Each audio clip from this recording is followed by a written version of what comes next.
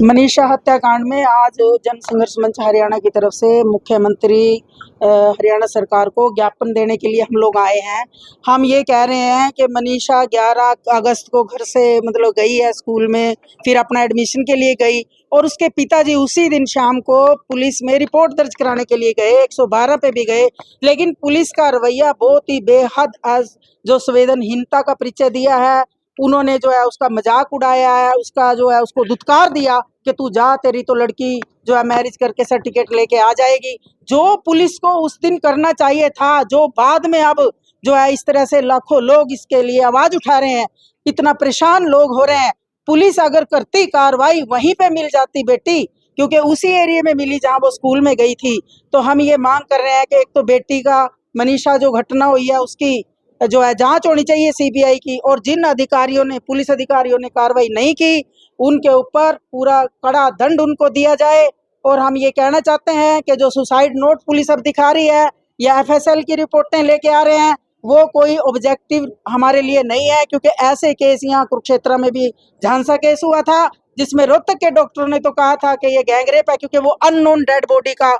Postmortem हुआ था। तो लेकिन यहाँ कुरुक्षेत्र पुलिस ने उसको नहीं माना और उसमें जो है कैंसिलेशन दी, जो कोर्ट ने मर्डर घोषित किया अभी उसको। और यहाँ पर क्योंकि बहुत पॉलिटिकल लेवल पे मैटर उठ गया था, मनीषा केस में जो दोबारा पोस्टमार्टम हुआ उसमें रिपोर्ट्स जो है मैनिपुलेटेड हो सकती हैं, डॉक्टरों पे प्रेशर हो सकता है, तरह तरह से जो है कमेटी पे प्रेशर हो सकता है। हम ये चाहते हैं कि इसकी निष्पक्ष जांच होनी चाहिए, दूध का दूध पानी का पानी होना चाहिए। और ये सुसाइड का जो एंगल दिया जा रहा है इस हाइपोथेसिस को हम मानने को तैयार नहीं है, इसकी बारीकी से जांच होनी चाहिए। और आगे से हम ये मांग करते हैं कि जो पुलिस है, हरियाणा पुलिस के जो ऐसे अधिकारी कर्मी हैं जो महिलाओं के बारे में इस तरह से टिप्पणियां करते हैं और ऐसी संवेदनहीनता का परिचय देते हैं, आपराधिक लापरवाही करते हैं, उनको विभाग में ना रखा जाए और इनको हरियाणा सरकार ट्रेनिंग दे कि किस तरह से महिलाओं के केसेस में जीरो टॉलरेंस होनी चाहिए और महिलाओं की सुरक्षा के लिए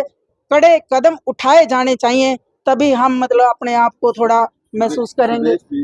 5 दिन बाद सुसाइड लेटर मिला, सवाल वहीं पर खड़ा हो जाता है कि सार्वजनिक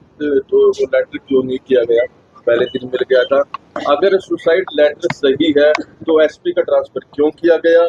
और इसके बारे में क्या ये इसीलिए हम ज्ञापन दे रहे हैं, इसीलिए जो डॉक्टर्स है, जबकि डॉक्टर का ओपिनियन इंपॉर्टेंट माना जाता है, लेकिन ये हमें पता है कि डॉक्टरों पे प्रेशर आते हैं और उनसे बनाया जा सकता है, इधर भी उधर भी वो कर सकते हैं। जो यही बातें हैं जो मेन है, जिनको सर्कमस्टांशियल एविडेंस कहते हैं। कोर्ट में सर्कमस्टांशियल एविडेंस भी एक बहुत बड़ा एविडेंस होता है, जो इस तरह के एविडेंस जो अब ओपिनियन दिए जा रहे हैं उनको धराशायी कर सकता है। अगर ये सुसाइड नोट पहले होता, पहले दिन ही पुलिस को ये बताना चाहिए था कि आप धरना मत दो, ये लड़की तो सुसाइड कर गई। और वहां पे पॉइजन का ये आसपास देखते, पॉइजन की थ्योरी अगर होती, उसका फेस, उसका शरीर, वो 4 दिन में डॉक्टर वहीं पे बता देते। ये सारा हमें फैब्रिकेटेड लग रहा है, लेकिन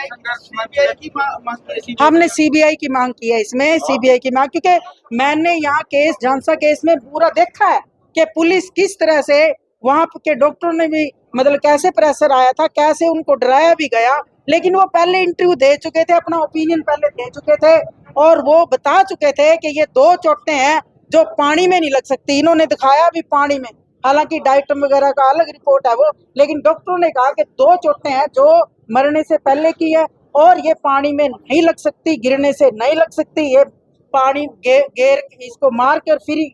डाला गया पानी में। ये यहाँ रोहतक के डॉक्टर यहाँ कोर्ट में साबित करके गए, लेकिन कुरुक्षेत्र पुलिस उसको मान नहीं रही और अब रोहतक के डॉक्टरों को आगे लेके आ रहे हैं क्योंकि वो उनके हिसाब से फिट है। तो ये पिक एंड चूज है इनका, इसको मानना नहीं जा सकता। नहीं, इसमें ऐसा है कि जो सुसाइड लेटर है वो जबरदस्ती किडनैप करके भी कोई लिखवा सकता है, और उस तरह की, क्योंकि वो फादर वगैरह भी इसे रजिस्टर ले गए थे, उस तरह की लिखाई कोई लिख भी सकता है। और वहाँ एक्सपर्ट ही नहीं, एक्सपर्ट की हम कोर्ट में देखते हैं वो गलत रिपोर्ट भी देते हैं, कई एक्सपर्ट पे कार्रवाई भी होती है, लेकिन इसमें कौन कार्रवाई करेगा, कौन कहाँ दोबारा से उसको टेस्ट किया जाएगा, क्योंकि सारा तो महकमा ऐसे ही है, सब तो कब्जा है, सब सरकार पुलिस जो चाहे। और इतने हाई लेवल पे, जहाँ पॉलिटिकल लेवल पे सीएम के इस्तीफे की मांग हो रही हो और ये बेटियों की सुरक्षा की इतनी लेवल पे बात देश लेवल पे उठ रही हो, तो हैंड राइटिंग अगर होती उसका वो वही मिल जाती उसी दिन, पुलिस को गवाह बनाना चाहिए था कि भी ये रिकवर हम कर रहे हैं कि वहाँ क्या कोई गवाह बनाया नहीं, कौन कोई हुआ है वो सवाल है। अब पुलिस कुछ भी बना ले, पहले तो कुछ नहीं बताया और ये तो पहले ही बताना चाहिए था, झूठे तो बनाए जा सकते हैं देखो।